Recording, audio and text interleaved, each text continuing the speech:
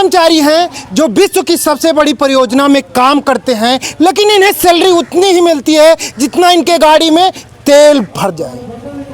इन्हें खाने की परवाह नहीं है क्योंकि सरकार देती ही नहीं है। सिर्फ ये दौड़ते रहते हैं और रात दिन काम करते हैं और इनके आगे पीछे जो परिवार है एक आस लगा करके बैठा है कि कब सैलरी बढ़ेगी और कब हमारे घर में खुशहाली आएगी और एक रौनक बढ़ेगा। हमसे जुड़ रहे हैं ग्राम रोजगार सेवक संघ के प्रदेश उपाध्यक्ष। मेरा नाम विजय मिश्रा, मैं उत्तर प्रदेश ग्राम रोजगार सेवक संघ का प्रदेश उपाध्यक्ष हूं और मनरेगा कार्मिक महासंघ का भी जिला उपाध्यक्ष अपने यहाँ का हूँ। राज्य कर्मचारी संयुक्त परिषद से भी जुड़ा हूँ।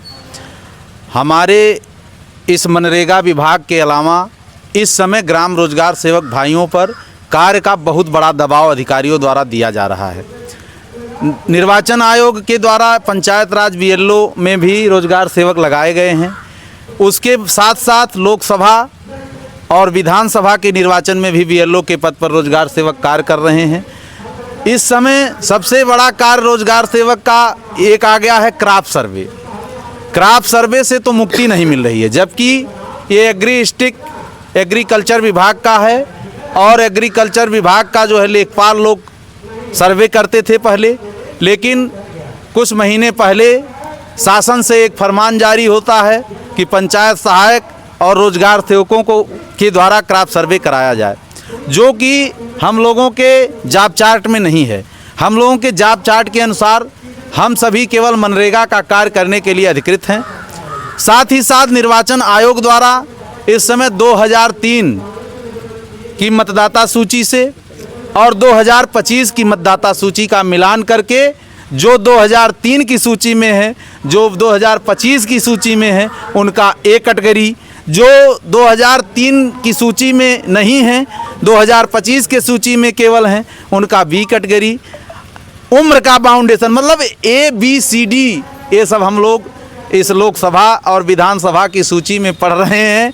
जो होता क्या है, पौधा हम लगाते हैं तो पौधा निरंतर विकास की तरफ जाता है और हम सभी 2008 में रोजगार सेवक के पद पर नियुक्ति हुई। एक प्रसन्नता हुई कि घर में एक रोजगार आया, अपने ग्राम पंचायत में ही रह कर के रोजगार करेंगे।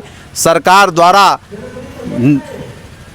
दिन प्रतिदिन सरकार द्वारा जो है हम लोगों को उदासीनता का कारण झेलना पड़ता है और घर पर लोग कहते हैं कि आपकी नौकरी बढ़नी चाहिए और धीरे धीरे हम प्रमोशन के बजाय डिमोशन में जा रहे हैं। सरकार की ये मानसिकता है। अभी हाल ही में आप लोगों ने देखा कि जब विधानसभा सत्र चल रहा था तो विधानसभा सत्र में ब्रिजेश कठेरिया जो माननीय विधायक हैं समाजवादी पार्टी के, उन्होंने मनरेगा कर्मियों के दुख और दर्द को विधानसभा में उठाने का कार्य किया, लेकिन इतनी संवेदनहीन सरकार है कि उस माननीय विधायक के उठाए हुए सवालों का जवाब तक नहीं दे पाए।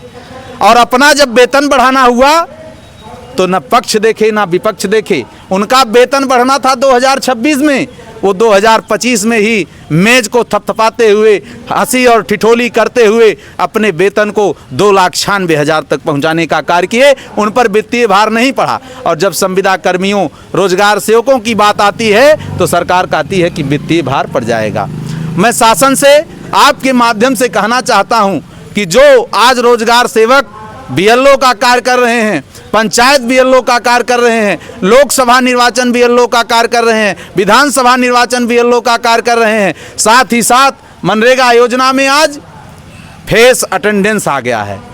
फेस अटेंडेंस जिसमें KYC करना है और घर घर जाकर के मनरेगा मजदूरों का KYC करना है।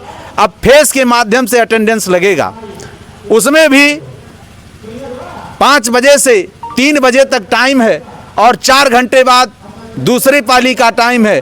अतः हम लोगों को 8 बजे से 12 बजे तक अटेंडेंस ले लेना होगा और उसके बाद 4 बजे अटेंडेंस लेना होगा, जिसमें हम कैसे क्रॉप सर्वे करेंगे, कैसे बीएलओ का कार्य करेंगे, यही सब बातों को लेकर के हमारे रोजगार सेवक आज विकास खंड परिसर खसराहा में इकट्ठा हैं और चिंतित हैं।